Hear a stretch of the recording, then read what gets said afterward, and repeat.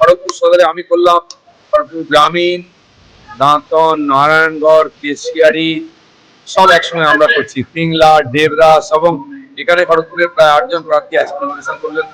তো সবারই আমার হয়ে গেছে, বাকিরা প্রসেসের মধ্যে আছে। দাদা, দিল্লির মুখ্যমন্ত্রী ইংলিশে নমিনেশন জমা দিলেন, তাহলে কি দিল্লি স্টাইলে পশ্চিমবঙ্গে ভোট করাবে? ঝাড়গ্রামেতে ছত্তিশগড়ের মুখ্যমন্ত্রী এসেছেন, সব মন্ত্রীরা আসবেন। বিজেপি কিরকম নির্বাচন করে এবার দেখবেন। 50,000 ভোটে জিতবে দিলীপ ঘোষ।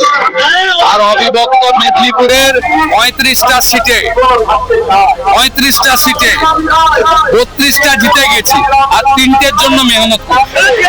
নানা ধরনের কন্টেন্ট দেখার জন্য লাইক করুন, শেয়ার করুন আমাদের ফেসবুক পেজ, সাবস্ক্রাইব করুন আমাদের ইউটিউব চ্যানেল।